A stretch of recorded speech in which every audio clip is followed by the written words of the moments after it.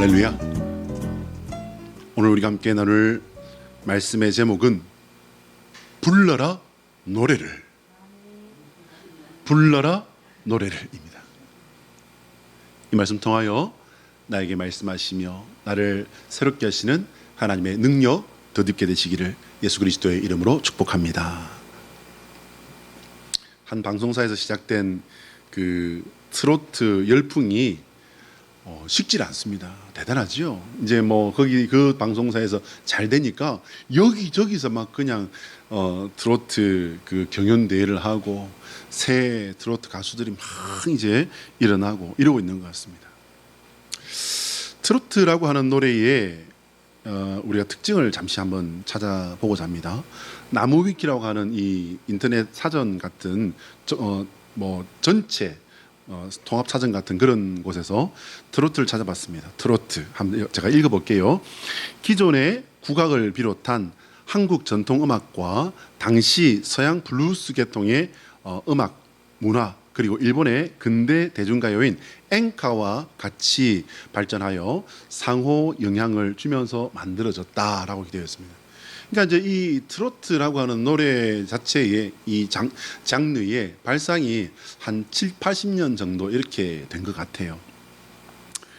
우리 민족의 민요와 창을 볼 것 같으면은 그렇게 신나는 게 좀 신나는 것 같은데 가만 들어보면 신나는 게 아니고 구슬프다고 하는 게 맞는 그런 노래들이 사실 조금 많잖아요. 아리아리랑 스리스리랑 아라리가 났네. 근데 그것도 다 이게 가사를 다 보면은 썩 그다지 밝고 뭐 좋은 그런 노래인 것만은 아닌 것 같아요. 트로트는 삶의 애환을 노래하며 달래는 것이 특징이에요. 저는 그래서 요즘 트로트는 잘 안 듣습니다. 왜냐하면 요즘 트로트는 들으면요 귀가 막 더러워지는 것 같아요.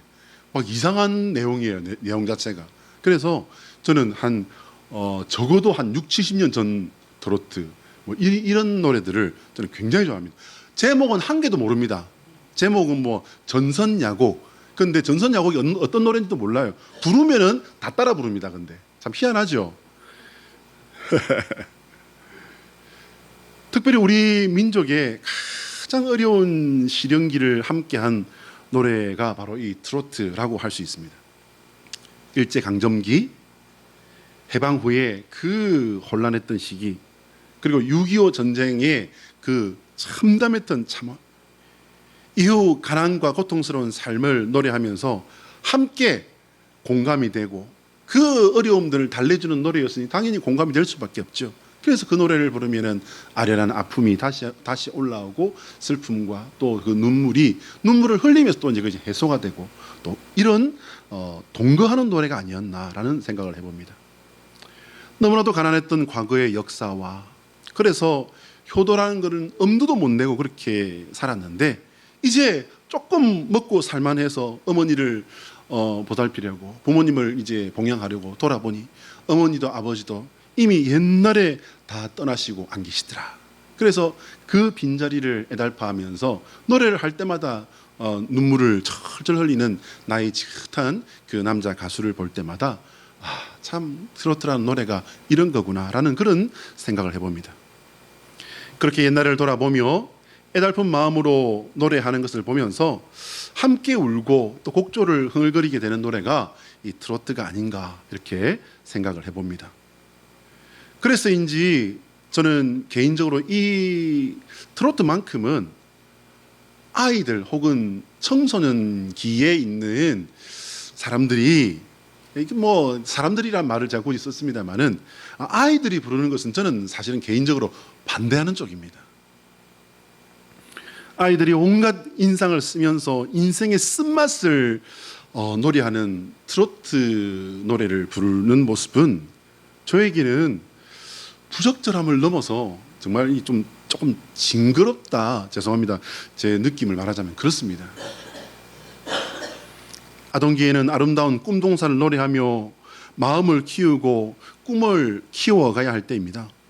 청소년기에는 미지의 세계의 노래를 흥얼거리며 지적 허영심을 키워가며 잘 모르는 영적 영어 팝송과 향송, 깐초네 이런 거 한글로 가사 적어가면서 불러가면서 외우고 또 엉터리로 불러도 폼 잡고 그래도 밉지 않을 때가 그럴 때잖아요. 청년기에는 사랑의 아름다움을 꿈꾸는 노래와 세상의 혼돈을 아파하는 고민하는 노래도 불러보지만 결국에는 희망과 승리를 확신하는 열정을 노래하는 그런 때가 청년의 때이지 않습니까? 이제 그리고 산전, 수전, 공중전, 요즘은 우주전까지 말하더만요. 산전, 수전, 공중전, 우주전까지 겪어본 후에 그러니까 최소한 지천명이라면 50대잖아요.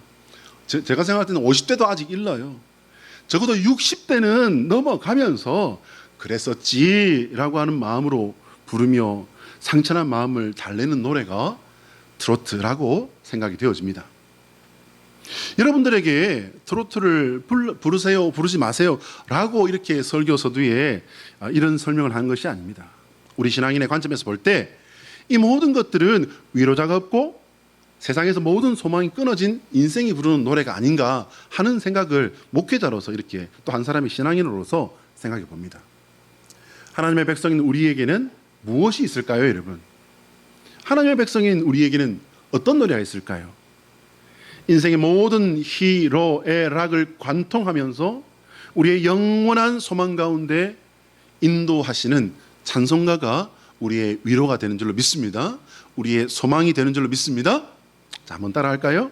하나님의 소원은 우리가 예수 그리스도 안에서 거룩한 찬송으로 충만한 성도가 되는 것이다. 자, 시작. 하나님의 소원은 우리가 예수 그리스도 안에서 거룩한 찬송으로 충만한 성도가 되는 것이다. 할렐루야. 거룩한 찬송으로 충만한 성도 되시기를 축복합니다. 거룩한 성도인이 트로트나 세상 노래를 부르지 마세요 라고 말하는 것이 아닙니다. 왜? 성도는 좀 울적할 때 없습니까? 그럴 땐 당연히 찬송가도 부르겠지만은 또 한 소절 소위 말하는 18번이라고 하는 것도 한번 또 흥얼거려 볼 수도 있는 거지요. 살랑거리는 바람을 보면서 또 찰랑거리는 바다의 물결을 보면서 한번 좀 그럴 수도 있는 거지요. 그러나 대개는 다 하나님을 찬송하고 하나님께 감사하는 그 마음이 흘러 넘치시기를 축복한다라는 말씀입니다. 찬송과 찬양의 맛을 알게 되면요, 진짜 찬송과 찬양의 맛을 알게 되면 트로트요 부르라고 해서 안 불러요. 아까 제가 말씀드렸죠. 요즘 트로트는요 들어보면은 물론 그냥 유행을 하니까 그러나 보다라고 해서 들리면 길을 막고 갈 수는 없으니까 듣게 되지만 여러분 그 가사를 들어보세요. 그렇게 살면은 여러분 이미 끝장나버린 삶이에요. 이미 어떻게 말할 수가 없는 그런 삶을 노래하고 있잖아요.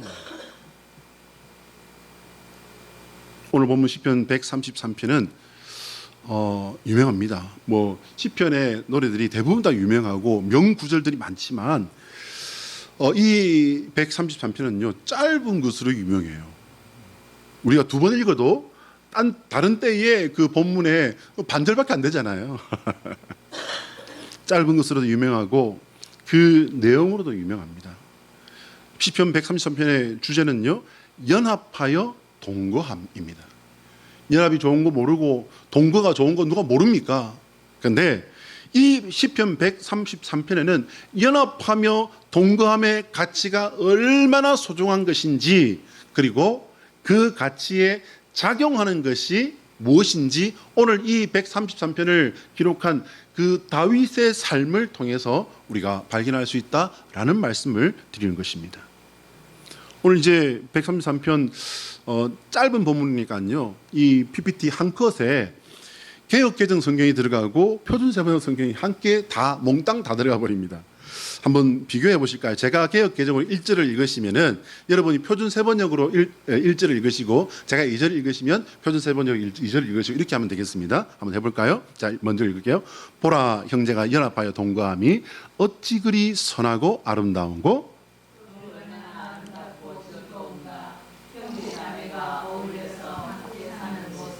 머리에 있는 보배로운 기름이 수염 곧 아론의 수염에 흘러서 그의 옷깃까지 내림 같고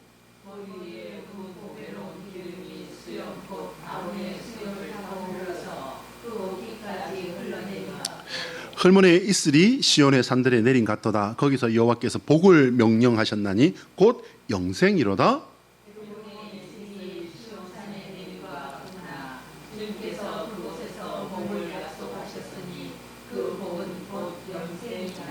아멘. 할렐루야. 여러분 헤르몬이라고 하는 이 표준세 번역에 헤르몬이라고 되어 있고요. 개역개정에는 헐몬이라고 되어 있는 여기는요 지명이에요. 어떤 지명이냐면 이스라엘의 그 맨 꼭대기 제일 북단에 보면은 헐몬산이라는 데가 있어요. 헤르몬산이라고 하고요. 산 이름이에요. 그 산에서 이제 그 산은 만년설이 있는 산입니다. 더운 나라라고 하는 그 이스라엘에 만년설이 있는 산이 있다 하니까 신기하지 않습니까? 근데 이 만년설에서 녹아내린 그 눈에 이제 물이 되고 그 물이 시내가 되고 시내가 강줄기가 되어서 온 이스라엘을 타고 흐릅니다. 그럼 이제 그 타고 흐르는 물 가지고서 이스라엘이 농사를 짓는 거예요. 그러니 그 물이 무엇이겠습니까? 생명수인 거죠. 오늘 이 133편의 1절과 2절과 3절에서는 각각 하나씩의 중심 단어가 있습니다. 1절에서는 형제라고 할 수 있고요. 2절에서는 기름이라고 할 수 있고요. 3절에서는 헐몬의 이슬이라고 할 수 있습니다. 형제, 여러분 1절의 이 형제라는 말은요. 친밀한 관계를 말하는 것입니다. 친밀한 관계라는 것은 남자 간의 형제만을 말하는 게 아니에요. 형제라는 것은 친밀해야 할 모든 관계, 모든 사람을 말한다 라고 해석하는 것이 무난한 해석이 되겠습니다. 다윗은 그의 친척들과 친구들이 아둘람 굴에 숨어 있을 때에 이 133편을 노래했습니다. 2절의 기름은요 히브리어의 쉐멘이라고 하는 단어입니다. 그냥 기름이 아니고요. 이게 이제 기름이라는 단어인데 여기는요 대제사장이 기름 부음을 받을 때 쓰는 그 거룩한 기름을 말하는 거예요. 여러분 이 이스라엘 원시 공동체에서 이 대제사장을 세울 때에 그냥 아주까리 기름 이런 거 부었겠습니까? 그들이 구할 수 있는 가장 귀하고 그런 그 기름으로 이제 부어서 권위를 인정하는 권위를 세우는 그런 일을 하지 않았겠습니까?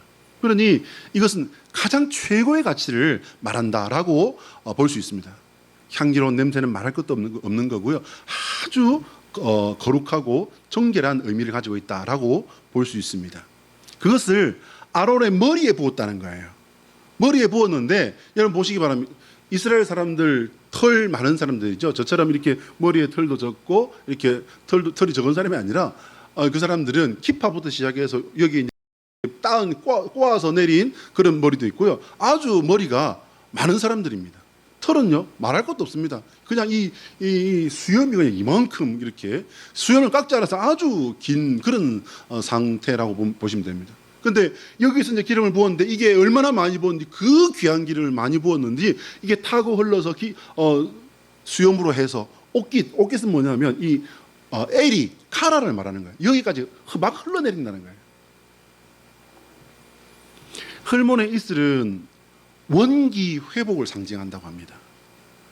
하늘에서 부어진 마음으로 맺은 형제의 사랑은요 원기를 회복시키고 소생한다라는 겁니다. 그것은 훗날 우리가 주님 나라에서 누릴 수 있는 가장 거룩한 친교를 이 헐몬의 이슬을 통해서 우리가 맛보게 된다라고 하는 그런 의미를 가지고 있다라는 것입니다. 시편 133편의 노래는요 우리가 잘 알고 있는 다윗 공동체 아둘람 공동체에서 일어난 화해의 결과로 얻게 된 화목의 노래라는 거예요. 이게 무슨 말일까? 여러분 다윗이 이제 도망을 가게 되지 않습니까? 다윗이 도망을 가서 이제 거하게 된 아둘람 굴이라는 여기는요 굉장히 황량한 곳입니다. 근데 이제 여기에 사무엘상 22편 22장 1절에 보면요 그 부모와 형제들이 이제 다윗에게 찾아옵니다. 형제들이 다윗을 이뻐했다 안 이뻐했다? 별로 안 이뻐했어요. 그죠? 골리앗과 싸우던 그 전쟁에 이제 다윗이 아버지의 심부름으로 가지 않습니까? 심부름을 갔는데 형들이 뭐라고 합니까? 이놈의 야 네가 여기가 어딘데 여기 놀러 딸랑딸랑 확 그냥 이무식 빨리 집에 안 가? 무시했어요. 타박했어요. 그러니 그렇게 말하는 형들과 다윗이 관계가 좋다면 다윗은 정말 하나님의 마음을 가진 사람이겠죠. 좋았을 리가 없어요. 좋았을 리가 없어요. 그런데 이 아둘람 굴에 찾아와서 여기서 화해가 되었다는 겁니다. 그뿐 아닙니다. 아둘람 굴에는 우리가 알고 있는 바 400인의 소외된 사람들이 함께 했습니다. 이 사람들은요, 사울 왕의 폭정을 피해서 다윗에게 도망온 사람들이다라고 이렇게 문헌은 설명하고 있습니다. 학자들은 설명하고 있는데요, 이 사람들이 그곳에서 다윗과 화목했다는 거예요. 그럼 어떻게 화목했을까? 이 사람들 별로 좋은 사람들은 아닙니다. 고분고분한 사람들은 아닙니다. 그런데 거기서 화목했다는 거예요. 뭐냐면요, 억울한 그 죄를 뒤집어 쓰고 도망자 신세가 되어 있는 이 다윗에게 그들은 긍휼의 마음을 전했다는 거예요. 그래서 다윗은 여호와의 성전에 올라가며 이 노래를 부를 수 있었다라고 학자들은 해석을 합니다. 하나님의 존전에 나아가며 이런 노래를 부를 수 있었던 다윗의 마음은 어떤 것이었을까요, 여러분? 여러분 어떻게 생각하십니까? 다윗이 과연 어떤 마음으로 이런 노래를 불렀을 것 같습니까? 형제들과 내가 이렇게 화목하고 있는데 이 화목하는 것은 정말 가치 있는 것이며 이 가치 있는 것들은 하나님께서 축복하는 것입니다. 이게 133편의 그 내용이잖아요. 자, 여러분 생각해 보시기 바랍니다. 어떤 목사님들은 이 133편의 내용이 조금 어렵게 생각된대요. 근데 사실은 그걸 놓쳤기 때문이에요. 이 133편의 위에 제목 위에 보면은 어떻게 되어 있냐면요, 성전에 올라가며 부르는 노래라고 되어 있습니다. 다윗이 성전에 올라갈 때, 하나님 존전에 나아갈 때 이 노래를 불렀다는 거예요. 자, 여러분, 그들의 화해를 누가 알아줍니까? 누가 보기는 했을까요? 그러나 다윗은요, 하나님의 성전에 올라가며 이 노래로 그의 자신의 삶을 하나님께 올려드린 거예요. 사람을 보라고 화해를 하고 사람 들으라고 부른 노래가 아니라는 말입니다. 그렇게 본다면 이 시편 133편은 참으로 대단한 노래가 아닐 수 없습니다. 여호와 하나님은 우리의 창조주 주님이시며 아버지이심을 기억하시기 바랍니다. 우리를 창조하셨다는 점에서는 여호와 하나님은 어머니이십니다. 우리를 붙들어 인도하시고 구원으로 이끄신다는 점에서는 여호와 하나님께서는 아버지이십니다. 그래서 어느 그 여성 신학자는요, 예수님의 그 십자가 형상에 가슴을 만들어서 남성성과 여성성을 함께 가지고 있는 모습으로 이제 이렇게 만들어서 이제 자신의 신앙 고백을 한 거죠. 예수님은 남자이기만 한 것이 아니라 우리에게 이와 같이 생명을 주신 그런 생명의 그 어머니 성을 가지고 계신 분이다라고 하는 그런 내용을 말했던 그 사진을 본 기억이 납니다. 사랑하는 여러분, 우리의 어머니시고 아버지이신 그 하나님께서 그러면 가장 우리에게 기뻐하시는 것이 뭘까요? 여러분의 자녀를 생각하시면 간단합니다. 하나님이 우리에게 가장 기뻐하시는 게 뭘까요? 지난 8월 15일 현직 대통령인 윤석열 대통령의 아버지가 이제 세상을 떠나셨습니다. 뉴스에 의하면 8월 15일 이제 8.15 기념 행사를 마치고 아버지가 계신 병원으로 이제 달려간 윤석열 대통령에게 그때까지만 해도 이제 그 부친의 의식이 있었다고 합니다. 그래서 그 달려온 아들에게 그렇게 말했다고 합니다. 잘 자라줘서 고맙다. 저는 이 말이 한 주 내내 제 머릿속에 맴돌았어요. 그래서 지난 수요일에도 제가 말씀을 드렸지 않습니까?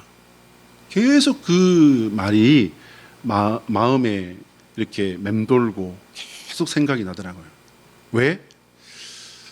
나는 내 어머니에게 마지막에 이런 말씀을 들을 수 있을까? 그리고 나는 내 마지막에 내 아이들에게 이 말을 할 수 있을까? 여러분, 그냥 이 잘 자라줘서 고맙다라고 하는 이 말은요, 생물학적으로 네가 참 이렇게 별 탈 없이 이렇게 커서 뭐 출세도 하고 또 결혼도 결혼 못할 줄 알았더니 결혼도 하고 이렇게 대통령까지 돼서 참 대단하다. 여러분 저는 그 말 아니라고 생각합니다. 그 정도가 아니에요, 여러분. 평생을 학자로 살았고 학자 자기 집에 찾아온 그 손님과 학문적인 그런 대화를 할 때는요 꼭 불렀대요. 불러서는 노래를 하게 했대. 윤석열 대통령에게. 자, 손님 오셨으니까 노래 한 잔 해봐라. 그러면 노래를 하고 그리고 이제 앉아서 차를 나누든지 술을 한잔 하든지 하는 그 자리에 옆에 꼭 앉혔대요. 앉히고는 학자들 간에 하는 그 얘기, 여러분 학자들 간에 하는 얘기는 굉장히 보통 대화를 하는 게 아닙니다. 그 얘기를 듣게 했대요. 그런 배려를 하고 그런 생각을 하는 아버지가 그냥 야, 니 뭐 별탈 없이 커져서 고맙다. 그 정도 말을 하고 갔겠습니까? 그건 아니라는 거죠. 그죠? 사랑하는 우리 강릉 양울교회 성도들이 별세의 삶을 잘 살아내는 승리하는 성도가 되시기를 축복합니다. 마지막 별세의 순간에 이 말을 통해 자녀에게 축복이 되는 부모 되시기를 축복합니다. 하나님께 감사하고 은혜로 충만한 마지막 마침표를 찍을 수 있는 성도 되시기를 예수 그리스도의 이름으로 축복합니다. 하나님께서 인간의 몸을 입고 이 세상에 내려오셔야 했던 이유는요, 우리의 삶이 죄로 인해서 망가져 버렸기 때문이었습니다. 우리의 죄로 인한 결과로 영원한 생명을 잃어버린 것은 물론이고 개인의 삶과 세상의 질서가 완전히 무너져 버렸기 때문이지요. 이런 세상에서 어떤 모습으로 태어났든지 잘 자라서 잘 살아낼 수 있다면, 여러분 그 잘 살아낼 수 있다는 것은 뭐냐면요, 치열한 삶 가운데 남에게 밟히지 아니하고 이런 삶 말하는 거 아닙니다. 하나님이 인정하시는 삶은요 어떤 삶입니까? 생명의 삶. 하나님이 인정하시는 삶은 믿음으로 의로운 삶, 하나님께서 축복하실 수 있는 삶, 하나님이 생명을 주실 수 있는 삶이 하나님이 인정하시는 삶이라는 사실을 놓치지 마시길 바랍니다. 이런 세상에서 어떤 모습으로 태어났든지 잘 자라서 잘 살아낼 수 있다면 그보다 더 큰 복은 없는 줄로 믿습니다. 이 모든 것이 우리가 노력한다고 되는 것이 아니라는 사실 좀 아실 겁니다. 다윗이 노래한 것도요 인생의 능력이 아니에요. 여러분 잘 읽어보시면 인생의 능력이 아니에요.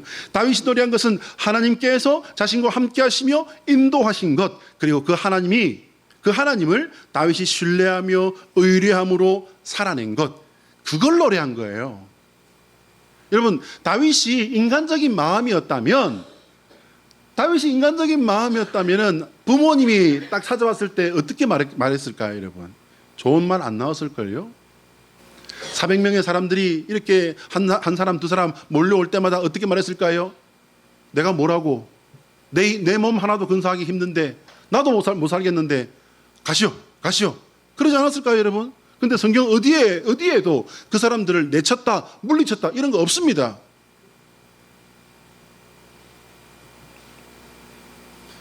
다윗은 하나님이 자신과 함께하며 인도하신 것, 그래서 그 하나님을 신뢰하며 의뢰하며 살았던 그 삶이었기 때문에 그런 사람들과 화해하고 그리고 그들과 함께 화목할 수 있었다. 그 모습을 노래하며 하나님 앞에 올라간 것입니다. 이것은 제 개인적인 해석이 아니에요. 다윗이 노래한 133편의 내용이 그렇게 되어 있습니다. 다윗을 비난하던 형들과 화해하고 세상의 도망자들과 함께하며 화목하게 지낸 삶이 아론이 여호와의 기름을 부으심 받은 모습처럼 귀하고 가치 있는 것이었다라고 2절에서 노래하고 있습니다. 여러분 억울한 도망자의 삶도 버거울판에 가족들이 달려와서 함께했다. 가족들과 함께하는 삶에 다윗을 따르는 따르기 위해 따른다면서 다가온 사람들, 그 사람들과 한두 명도 아니고 20명도 아니고 400명이나 되는데, 사실 다윗에게는요 큰 짐이 아닐 수 없어요. 여러분 400명이 한 끼 밥만 먹어도 얼마예요 여기에. 적어도 사람 간의 관계를 이기적으로 계산하는 오늘 우리 시대의 사고방식으로 생각하면요 분명히 그렇습니다. 그러나 학자들의 해석은 좀 달라요. 형제들이 다윗과 화해하고 그를 믿고 아둘람굴에 달려온 사람들이 다윗을 지도자로 믿고 따릅니다. 다윗은 여전히 억울한 죄를 뒤집어 쓰고 도망다니는 그런 신세입니다. 그의 삶은 여전히 광야의 동굴을 벗어나지 못한 상태였는데, 그렇지만 그는 그 사람들로부터 긍휼의 마음을 선물 받습니다. 또한 그로 말미암아 그는 그 사람들과 함께 화목하며 여호와의 공동체를 이끄는 지도자가 될 수 있었던 것입니다. 그의 자격이 있었기 때문에, 그의 능력이 있었기 때문에? 아니요, 여러분. 그 공동체가 화해되고 화목하게 될 수 있었던 데에는 사람들에게 부어진 긍휼의 마음이었다는 사실을 놓치지 마시길 바랍니다. 여러분, 짐이 없는 인생이 있습니까? 짐이 없는 인생은 존재하지 않습니다. 이왕에 짐을 져야 한다면 마음을 함께하며 함께 짐을 감당해 줄 수 있는 사람이 있다면 그보다 복된 삶도 없을 겁니다. 다윗에게 달려온 사람들은요, 어떤 마음으로 다윗에게 온 건가 조금 더 우리가 분석해 보면요, 가족들은 당연히 가만히 있다가는 사울 왕에게 잡혀서 죽임 당할 수 있어요. 그죠? 역적이잖아요. 역적. 사울의 입장에서 볼 때는요, 죽임 당할 수 있었을 겁니다. 그러나 막내가 짓지도 않은 억울한 죄에 몰려서 도망자가 된 때에 형제들은 마음을 모아주고 막내 다윗에게 힘이 되어 준 겁니다. 그 모든 결정의 중심에는요, 동생을 불쌍히 여긴 마음이 있다고 학자들은 입을 모아 그렇게 해석을 합니다. 여러분, 지금 화목해야 할 사람과 제대로 화목하고 있는가요? 사실 이 질문에 자신 있게 대답할 수 있는 사람은 그다지 많지 않으리라고 봅니다. 그러나 우리가 기억해야 할 것은요, 언제나 어떤 문제든지 하나님의 뜻이 어디에 있는가, 바로 이겁니다. 하나님의 뜻이 나를 향한, 내가 지금 당한 이 상황에서 나를 향한 하나님의 뜻은 어디에 있는가. 오늘 본문 시편 133편을 통해 다윗은 분명히 하나님의 뜻이 화해와 화목에 있다는 것을 알고 있었던 것으로 보입니다. 심지어 그 화해와 화목의 자리에서 하나님은요, 영원한 생명으로 축복하시는 하나님이라고 다윗은 그렇게 고백하고 있습니다. 자, 여러분, 우리 한번 따라할까요? 예수 그리스도의 십자가는 하나님과 우리의 화목을 위한 화해의 십자가이다. 자, 시작. 예수 그리스도의 십자가는 하나님과 우리의 화목을 위한 화해의 십자가이다. 할렐루야. 여러분, 예수님의 십자가가 한 그 십자가의 약효가 뭡니까? 죄를 녹여버리고 우리의 죽음을 녹여버리고 하나님께서 원하시는 그 회복이 되어진 거지 않습니까? 그 회복으로 인해서 회복된 건 뭡니까? 바로 화목입니다. 여러분, 에덴 동산에 원래 분위기가 뭐였죠? 원래 상태가 화목이었어요, 여러분. 그게 깨어졌기 때문에 하나님은 견딜 수 없어서 당신을 온전히 던져서 십자가에 올라가셨잖아요. 시편에는 성전에 올라가며 부르는 노래가 시편 120편부터 134편까지 이렇게 쭉 나열되어 있습니다. 120편부터 124편까지는요, 이게 일부라고 하는데, 샬롬이 없는 세상에서 여호와의 성전, 샬롬의 도시 예루살렘으로 올라간다라고 하는 내용이에요. 이제 125편에서 129편까지는요, 샬롬의 복을 받은 사람들이 누군가, 이렇게 하나님의 성전에 올라가는 사람, 이 성전에 올라가는 믿음을 선물로 받은 그 복 받은 사람들이 누군가, 이거를 말하고 있습니다. 130편에서 134편에까지는요, 하나님께서 그 복 받은 이들을 미래의 소망과 복으로 이끈다. 여러분, 그 믿음의 복을 받았는데 거기다가 더 큰 복, 본격적인 복을 주시는데 어떤 복을 주신다? 미래의 소망. 미래의 소망과 그 위에 또 복을 허락하신다라는 말씀이 되겠습니다. 결국 여호와 하나님께서 복의 근원이십니다. 그 복을 받은 이들이 하나님을 신뢰하는 백성이 되는 줄로 믿습니다. 하나님을 향해 나아갈 때 하나님께서 미래의 복과 소망으로 이끄신다는 것을 여러분 잊지 마시기를 바랍니다. 여기서 우리가 이제 불러야 할 노래가 무엇인지 스스로 물어보아야 합니다. 저는요, 청년의 때 이게 제 가장 큰 아픔이기도 해요. 여러분도 아마 18번 하나쯤은 당하고 계실 것 같은데요. 저도 18번이 있었어요. 고향이 그리워도 못 가는 신세. 저는 그 노래를 부를 때마다 청년 때에 청승맞게 꺼이꺼이 울었어요. 저는 왜 내가 왜 뭘 잘못했다고 내 고향을 못 가는지, 고향을 갈 수 없는 그런 상황이었어요. 그래서 저는 그 노래를 부를 때마다 친구들하고 뭐 노래방 가는 것 자체를 별로 좋아하지는 않았지만은 노래방 가면은 저는 옹짝을 부르고 친구들은 그냥 핑계 부르고 막 이러는데 저는 이 노래 부르면서 거의 울었어요. 예, 친구들은 다 제 이유를 아니까는 뭐 토닥거려주고 하는 그래서 사실은 친구였죠. 여러분, 그러나 이제 저는 더 이상 그 노래를 부른다고 울지는 않습니다. 왜일까요? 나이가 들었기 때문일까요? 아니요. 그 아픔과 그 역사를 다 치유하고 뛰어넘을 수 있게 한 능력이 나의 주 예수 그리스도이시기 때문입니다. 자, 여러분, 좋은 가사, 아름다운 곡조로 노래를 부르는 건요 얼마든지 가능해요. 노래에 달란트 많은 사람이 얼마나 많은지 몰라요. 아까 말씀드렸던 트로트 경연을 할 때마다 제 집사람이 하는 말이 있어요. 도대체 저 사람들은 어디 있다가 지금 나와가지고서 이렇게 노래를 부르는데 저렇게 노래를 잘할까? 어쩜 저렇게 노래를 잘하는 사람이 이렇게 많을까? 제가 봐도 그래요. 어쩜 노래 잘하는 사람이 이렇게 많은지 모르겠어요. 근데 여러분, 좋은 가사, 아름다운 곡조로 노래를 부르는 건요 얼마든지 가능합니다. 그러나 하나님께서 복의 근원이심을 고백하며 하나님께서 이끄시는 더 큰 복을 바라보며 나아가는 사람은 세상엔 생각보다 얼마 안 됩니다. 하나님께서 복을 주실 때 찔끔찔끔 야박하게 복을 주셔서 그럴까요? 아닙니다, 여러분. 하나님께 복을 받은 사람들이 어떤 사람들인지 한번 살펴봅니다. 여호와 하나님을 향한 의지하는 마음, 의뢰하는 마음, 그 마음이 갈망하는 마음이 있는 사람이라고 했습니다. 지난날 하나님께서 베풀어 주신 은혜에 감사하는 사람이 하나님 복받은 사람이라고 했어요. 하나님께 가까이 나아갈수록 자신의 깊은 죄를 인식하고 깨달아. 여러분, 깨닫는 사람이 뭘 해요? 깨닫는 사람이 회개를 하고요. 회개한 사람이 뭘 받죠? 용서받아요. 용서받은 사람이 뭘 합니까, 여러분? 용서받은 사람이 고기도 먹어본 사람이 먹는다고 용서받아본 사람이 용서하고 긍휼을 베푸는 거잖아요. 용서받았으니 긍휼을 베푸시는 성도 되시기를 축복합니다.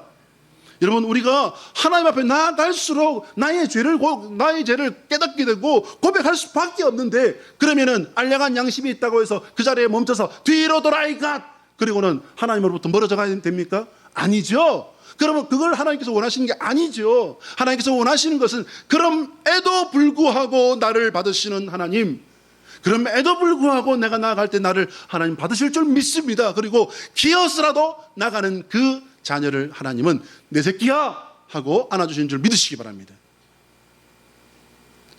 이런 사람을 하나님께서 어떻게 하셨다고요? 이런 하나님의 사람에게 하나님께서는요 하나님만이 하실 수 있는 일을 해주신 겁니다. 바로 용서와 속량입니다. 용서는 알겠는데 속량은 좀 어려워요, 그죠? 속량은 뭡니까? 죄를 용서하고 풀어주신 거예요. 풀어주신 거예요.